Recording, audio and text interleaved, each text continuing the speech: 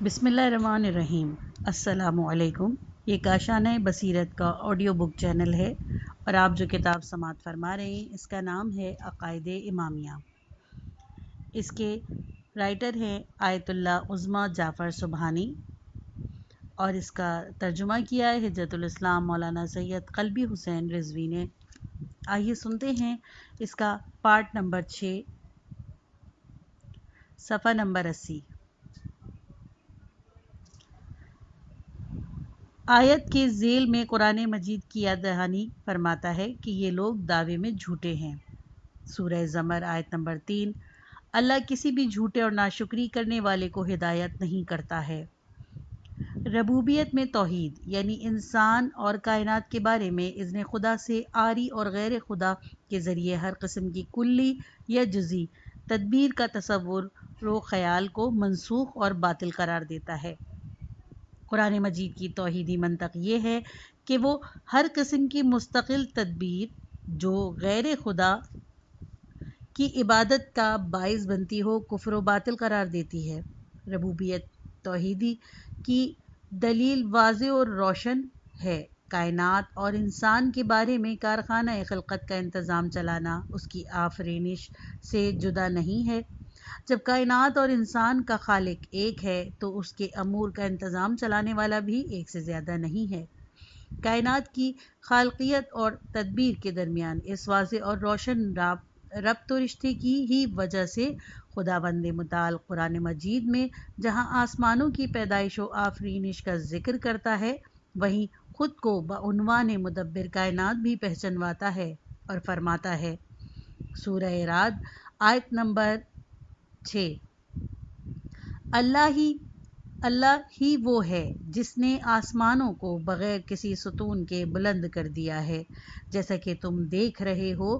اس کے بعد اس نے عرش پر اقتدار قائم کیا اور آفتاب و مہتاب کو مسخر بنایا کہ سب ایک معینہ مدت تک چلتے رہیں گے۔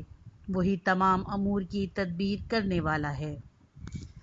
خداوند عالم خلقت پر حاکم نظام کو کائنات کا واحد و یکتا مدبر ہونے کی دلیل قرار دیتے ہوئے ایک دوسری آیت میں ارشاد فرماتا ہے۔ سورہ انبیاء آیت نمبر 66۔ یاد رکھو اگر زمین و آسمان میں اللہ کے علاوہ اور خدا بھی ہوتے تو زمین و آسمان دونوں برابر ہو جاتے۔ تدبیر میں توحید اس اعتقاد کے ساتھ کہ خدا کے اذن سے اور بھی کئی مدبر فریضے انجام دیتے ہیں حقیقت میں مظاہر ربوبیت کی ایک نمائش ہے اور یہ تدبیر میں توحید کے منافی نہیں ہے۔ اسی لیے قرآن مجید ربوبیت میں توحید کی تاکید کرنے کے ساتھ ساتھ دوسرے امور کا انتظام کرنے والوں کی وجود کی وضاحت بھی فرماتا ہے۔ سورہ النازعات آیت نمبر 5۔ پھر امور کا انتظام کرنے والے ہیں۔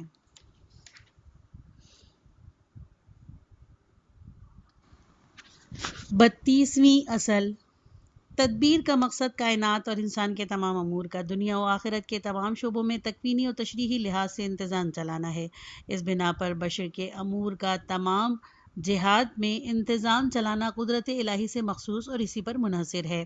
اب توحید ربوبی کی دوسری قلمرو یعنی شریعت میں تدبیر ملاحظہ فرماتے ہیں۔ تشریحی تدبیر میں جس طرح عالم کون و مقام خدا واحد مدبر ہے اور کائنات کی خلقت اور انسانی زندگی کے ہر پہلو کی تدبیر اسی کی قدرت میں ہے، اسی طرح شریعت سے مربوط ہر قسم کے امور بھی جیسے حکومت و فرما روائی، قانون سازی، اطاعت و فرما برداری، شفاعت اور مغفرت گناہ وغیرہ سب کے سب اسی کے اختیار میں ہیں اور کوئی بھی اس کی اجازت کے بغیر ان امور میں دخل اندازی کا حق نہیں رکھتا۔ اس لحاظ سے حاکمیت، تشریع، اطاعت میں توحید، تدبیر میں توحید کے زمرے میں آتے ہیں۔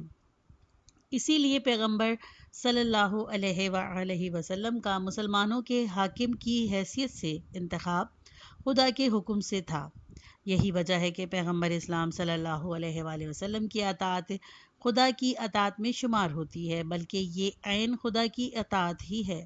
ارشاد ہوتا ہے سورہ نساء آیت نمبر 80، جو رسول صلی اللہ علیہ وآلہ وسلم کی اطاعت کرے گا اس نے اللہ کی اطاعت کی۔ ہم نے کسی رسول کو بھی نہیں بھیجا مگر صرف اس لیے کہ حکم خدا سے اس کی اطاعت کی جائے. سورہ نساء نمبر 24. اس سے یہ ثابت ہوتا ہے کہ اگر اذن حکم الہی نہ ہوتا تو پیغمبر صلی اللہ علیہ وآلہ وسلم نہ حاکم تھے نہ قابل اطاعت. حقیقت میں اس کی حکومت اور اطاعت خدا کی حکومت و اطاعت کی جلوہ گاہ ہے، اور چونکہ فریضہ معین کرنا شان ربوبیت ہے، اسی لیے کسی کو یہ حق نہیں پہنچتا کہ فرمان الہی کے خلاف کسی قسم کا فیصلہ کرے. سورہ مائدہ آیت نمبر 44. اور جو بھی ہمارے نازل کیے ہوئے قانون کے مطابق فیصلہ نہ کرے گا وہ سب کافر شمار ہوں گے. اس طرح شفاعت اور گناہوں کی بخشش خدا کے مخصوص اختیارات میں سے ہے اور کوئی بھی اس کی اجازت کے بغیر شفاعت نہیں کر سکتا. اس سلسلے میں ارشاد ہوتا ہے سورہ بقرہ آیت نمبر 255. کون ہے جو اس کی بارگاہ میں اس کی اجازت کے بغیر سفارش کرے؟ سورہ انبیاء آیت نمبر 28. فرشتے کسی کی سفارش نہیں کر سکتے مگر یہ کہ خدا اس کو پسند کرے. اس بنا پر اسلامی نقطہ نظر سے مغفرت کے سرٹیفکیٹوں کی خرید و فروخت اس کے تصور کے خدوخال کے مطابق اس کے تصور کے سے کہ خداوند متعال کے علاوہ کوئی بھی کسی کو بہشت بھیج سکتا ہے یا کسی کو آخرت کے عذاب سے بچا سکتا ہے، جیسے کہ مسیحیت میں رائج تھا کہ ایک بے بنیاد تصور ہے. ارشاد ہوتا ہے پس وہ اپنے گناہوں پر استغفار کرتے ہیں اور خدا کے علاوہ کون گناہوں کو معاف کرنے والا ہے. مذکورہ بیان کے مطابق ایک محب کو چاہیے کہ شریعت کے امور میں فقط خدا کو مرجع و مدبر جانے، مگر یہ کہ خود خداوند متعال نے کسی کو حکم نافذ کرنے اور دینی فرائض بیان کرنے کے لیے انتخاب کیا ہو اور اسے اجازت دی ہو. 33ویں اصل عبادت میں توحید تمام آسمانی ادیان کے مشترک اصول ہے اور ایک لحاظ سے خدا کے پیغمبروں کے باعث کا مقصد بھی اس اصول کی یاد دہانی تھا. ارشاد باری تعالیٰ ہے سورہ نحل آیت نمبر 32. اور یقیناً ہم نے ہر امت میں ایک رسول بھیجا ہے تاکہ تم لوگ اللہ کی عبادت کرو اور طاغوت سے اجتناب کرو. تمام مسلمان نماز ادا کرتے ہوئے عبادت میں توحید کی گواہی دیتے ہیں. ایاک نعبد سورہ فاتحہ آیت نمبر 5.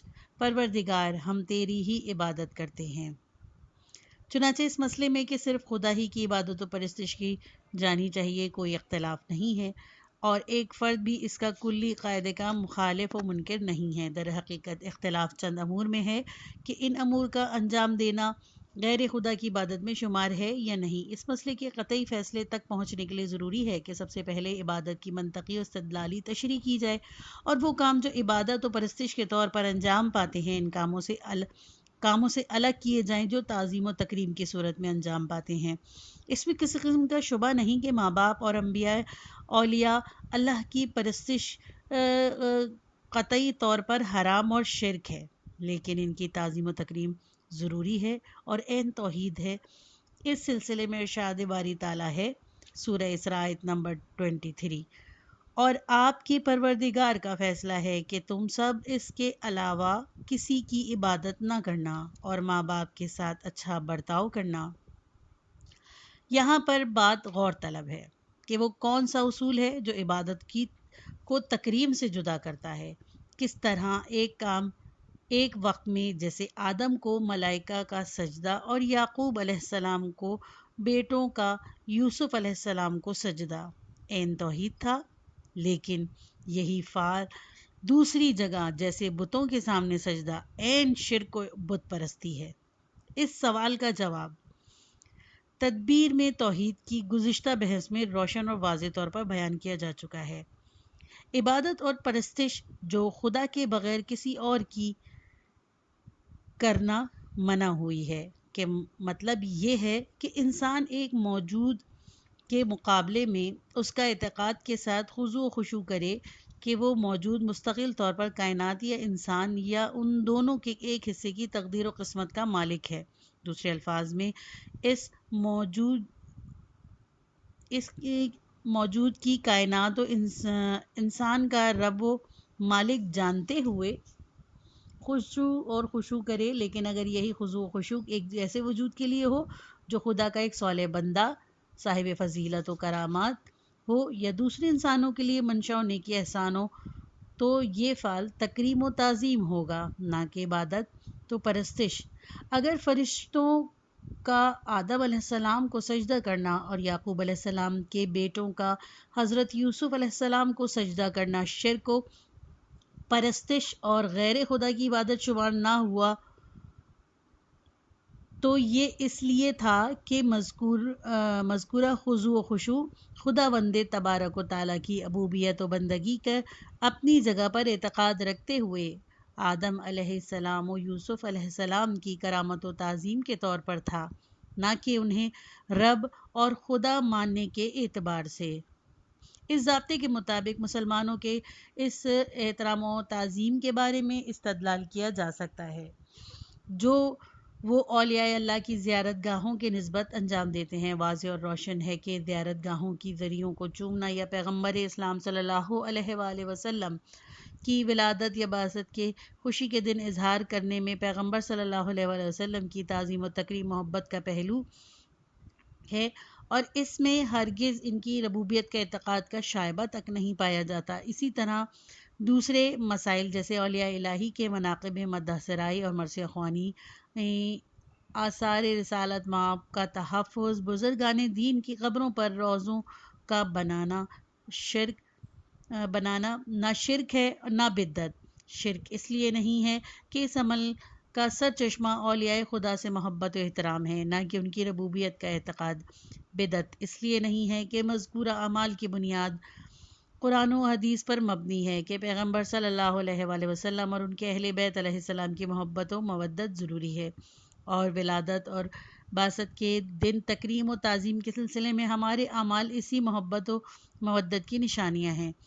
اس کی مزید تشریح بدعت سے مربوط آنے والی بحث میں کی جائے گی۔ اس کے مقابلے میں بتوں کے سامنے مشرکوں کے سجدے اس لحاظ سے منع تھے کہ وہ ان کے بارے میں اعتقاد ربوبیت رکھتے تھے اور ان کے بتوں کو لوگوں کی قسمت اور تقدیر کے ایک حصے میں دخیل اور صاحب قدرت سمجھتے تھے۔ مشرکین کم از کم عزت و دولت، مغفرت و شفاعت کو انہی بتوں کی قدرت میں ہونے کے اعتقاد تو رکھتے تھے۔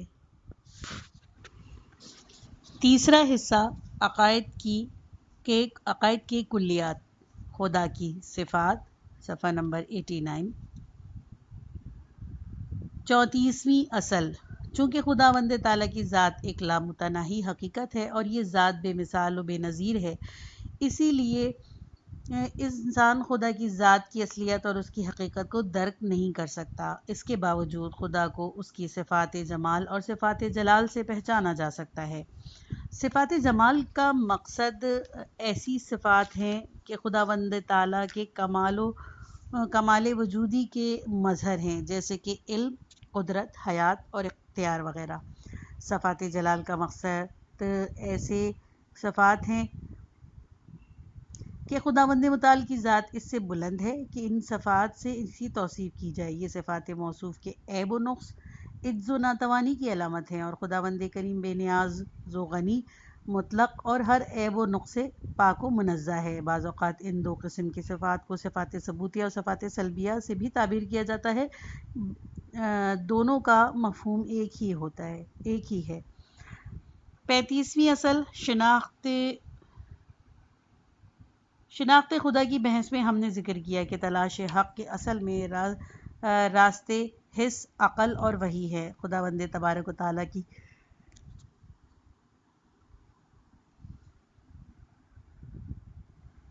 صفات جلال و صفات اور صفات جمال کی پہچان کے لیے بھی انہی طریقوں سے استفادہ حاصل کیا جا سکتا ہے۔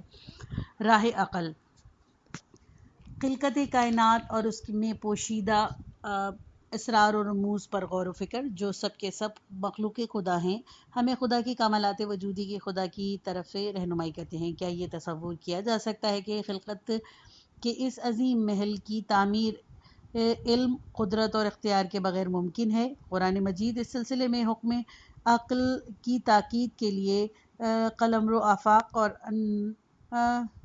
انفس میں تکوینی آیات کے مطالعے کی دعوت دیتا ہے۔ ارشاد ہوتا ہے سورہ یونس آیت نمبر 101، پیغمبر صلی اللہ علیہ وآلہ وسلم، آپ کہہ دیجئے کہ ذرا انسان و آسمان اور زمین میں غور کرو کہ کیا حقیقتیں موجود ہیں۔ البتہ فطرت کائنات کے مطالعے کے سلسلے میں عقل اس راستے کو حس کی مدد سے طے کرتی ہے۔ اس طرح کے پہلے حس موضوع کو تعجب و حیرت کی صورت میں درک کرتی ہے، پھر عقل مخلوق کے تعجب کو عظمت و جمال خداوندی کی علامت کے طور پر حاصل کرتی ہے۔ راہ وحی، جب ناقابل تنسیق اور قطعی دلائل و برہان نے نبوت و وحی کو ثابت کر دیا اور واضح ہوا کہ کتاب یعنی قرآن اور ارشاد پیغمبر صلی اللہ علیہ وآلہ وسلم یعنی کہ سنت سب خدا کی جانب سے ہیں، تو فطری طور پر جو کچھ کتاب و سنت میں آیا بشر کے لیے خدا کی صفات پہچاننے میں ممد و مددگار ثابت ہو سکتا ہے۔ ان دو منابع میں خداوند متعال کی ذات کے اعلیٰ صفات کی توصیف ہوئی۔ اس سلسلے میں بس اتنا جاننا کافی ہے کہ قرآن مجید میں خدا کے لیے 135 نام و صفتیں بیان ہوئی ہیں۔ ہم یہاں پر ان میں سے صرف ایک اہم مورد کو بیان کرنے پر اکتفا کرتے ہیں۔ سورہ حشر آیت نمبر 22 اور 23، وہ خدا وہ ہے جس کے علاوہ کوئی خدا نہیں، اور وہ حاضر و غائب سب کا جاننے والا، عظیم اور دائمی رحمتوں کا مالک ہے۔ وہ اللہ وہ ہے جس کے علاوہ کوئی خدا نہیں ہے، وہ بادشاہ پاکیزہ صفات، بے عیب، امان دینے والا، نگرانی کرنے والا، صاحب عزت، زبردست اور کبریائی کا مالک ہے۔ وہ ان تمام باتوں سے پاک و پاکیزہ ہے جو مشرکین کہا کرتے ہیں وہ ایسا خدا ہے جو پیدا کرنے والا، ایجاد کرنے والا اور صورتیں بنانے والا ہے۔ اس کے لیے بہترین نام ہیں، زمین و آسمان کا ہر ذرہ اس کے لیے محو تسبیح ہے، اور وہ صاحب عزت و حکمت والا ہے۔ یہاں پر اس امر کی طرف اشارہ کرنا ضروری ہے کہ جو لوگ خدا کی صفات کے معرفت حاصل کرنے کے مخالف ہیں وہ حقیقت میں فرقہ معطلہ سے تعلق رکھتے ہیں، کیونکہ یہ لوگ انسان کو عقل و وحی کے ذریعے معلوم ہونے والی اعلی معارف سے محروم کرتے ہیں۔ اگر حقیقت میں اس قسم کے معارف کے بارے میں بحث و گفتگو کرنا ممنوع ہوتا تو قرآن مجید میں ان تمام صفات کا ذکر، ان کے بارے میں فکر و تدبر کرنے کا حکم بیان کرنے کی ضرورت ہی نہ ہوتی۔ 36ویں اصل، ایک دوسرے زاویے سے صفات خدا کی دو قسمیں ہیں: الف صفات ذات، ب صفات فعل۔ صفات ذات سے مراد وہ صفات ہے جن سے خدا کی توصیف کرنا اس کی ذات کے تصور کے لیے کافی ہے۔ اسلام میں یہ صفات ذات باری تعالیٰ سے ظاہر ہوتے ہیں، جیسے علم، قدرت و حیات۔ خدا کی صفات فعل کا مقصد وہ صفات ہیں کہ خداوند متعال کی ذات کی توصیف فعل صادر ہونے کے لحاظ سے ہی ہوتی ہے، جیسے پیدا کرنا یا رزق دینا، بخشنا وغیرہ۔ یہ سب کے سب خدا سے فعل صادر ہونے کی صورت میں ظاہر ہوتے ہیں۔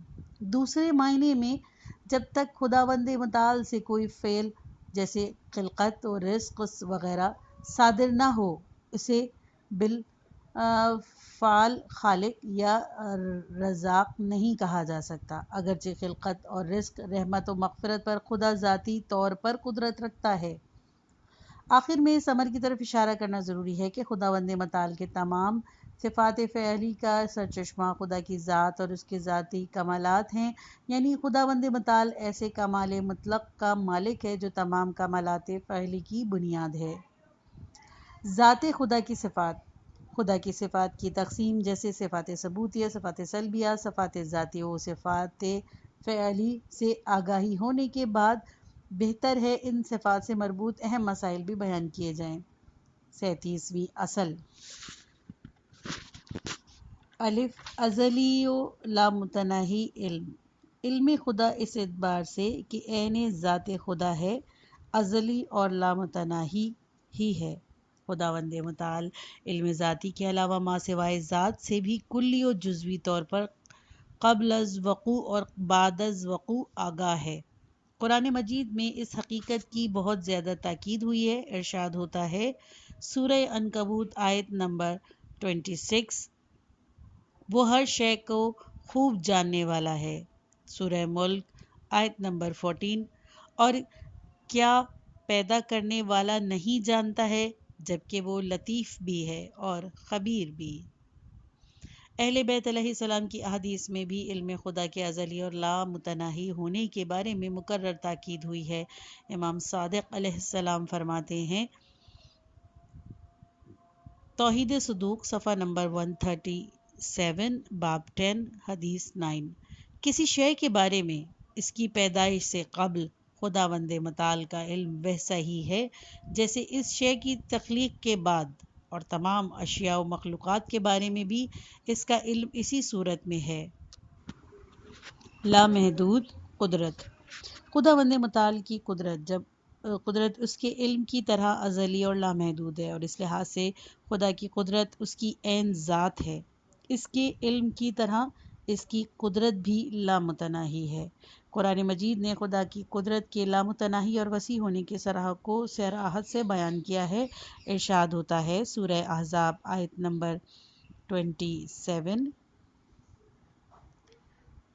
آیت نمبر 67، اور بے شک اللہ ہر شے پر قادر ہے۔ سورہ کہف آیت نمبر 45، اور اللہ ہر شے پر قدرت رکھنے والا ہے۔ امام صادق علیہ السلام فرماتے ہیں، توحید صدوق باب نمبر 9 حدیث نمبر 15، تمام اشیاء خدا کے علم، قدرت، تسلط، مالکیت اور ان پر اس کے احاطے کے لحاظ سے مساوی ہیں۔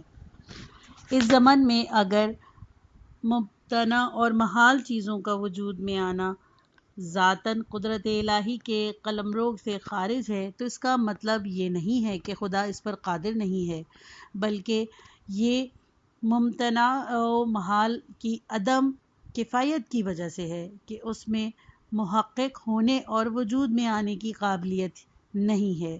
دوسرے الفاظ میں خود قابل میں ناتوانی اور نقص موجود ہے۔ امیر المومنین حضرت علی علیہ السلام سے جب ممانعات کے وجود میں آنے کے بارے میں سوال کیا گیا تو آپ علیہ السلام نے فرمایا، توحید صدوق صفحہ نمبر 133 باب 9 حدیث 9، خداوند متعال عجز و ناتوانی سے منزہ ہے، اور جس چیز کے بارے میں تم نے سوال کیا ہے وہ ہونے والی چیز ہی نہیں ہے۔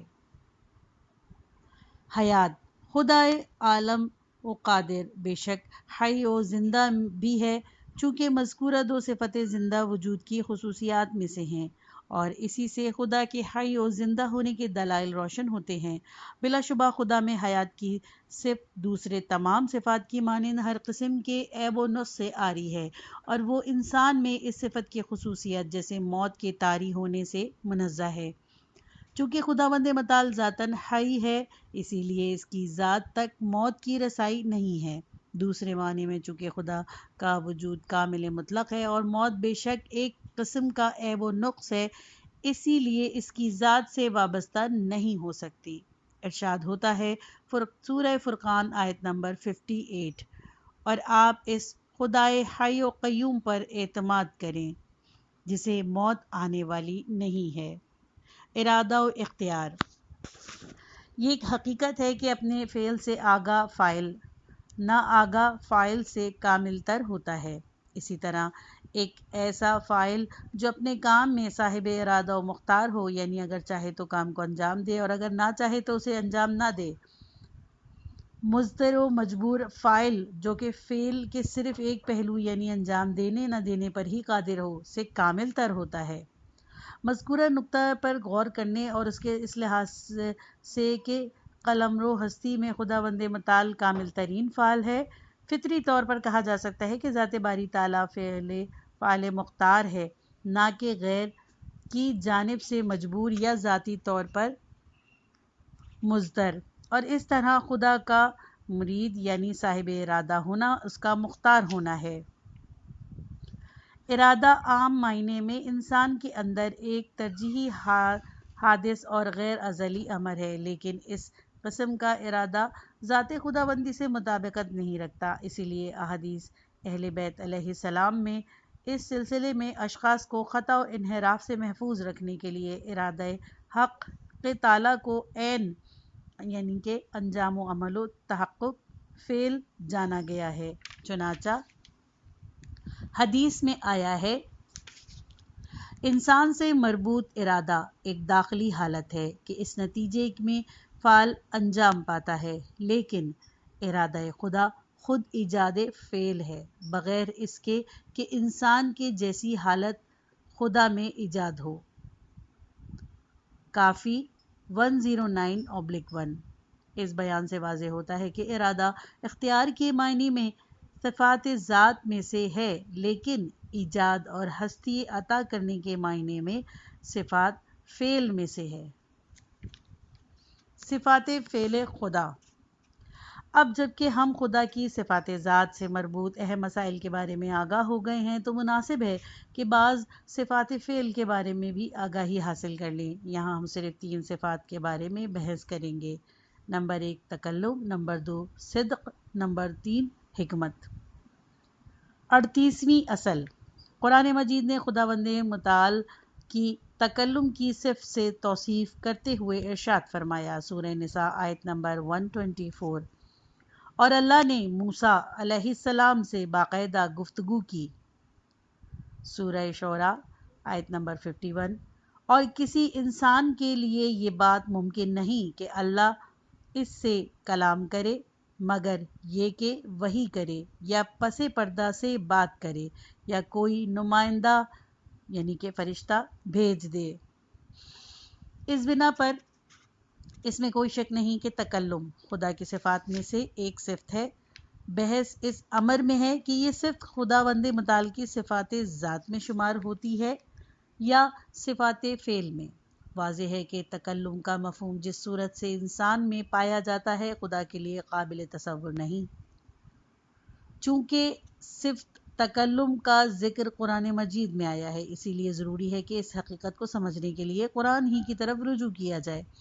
جیسے کہ ہم نے مشاہدہ کیا کہ قرآن مجید کے مطابق خدا اپنے بندوں سے 3 صورتوں میں تکلم کرتا ہے اور فرماتا ہے، سورہ شعراء آیت نمبر 51، اور کسی انسان کے لیے یہ بات ممکن نہیں ہے کہ اللہ اس سے کلام کرے مگر یہ کہ وحی کر دے یا پس پردہ سے بات کرے یا کوئی نمائندہ فرشتہ بھیج دے اور پھر وہ اس سے اس کی اجازت سے جو وہ چاہتا ہے پیغام پہنچاتا ہے۔ یقیناً وہ بلند و بالا اور صاحب حکمت ہے۔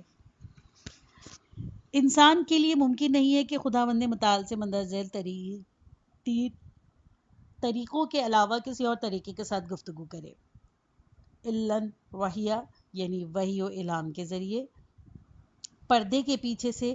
اسی طرح انسان خدا کے کلام کو سن لے لیکن اسے دیکھ نہ پائے۔ خدا نے اس صورت میں حضرت موسیٰ علیہ السلام سے گفتگو کی تھی۔ اور تیسرا نمائندہ یعنی فرشتے کو بھیجنا تاکہ خدا کی اجازت سے اسے وحی پہنچا دے۔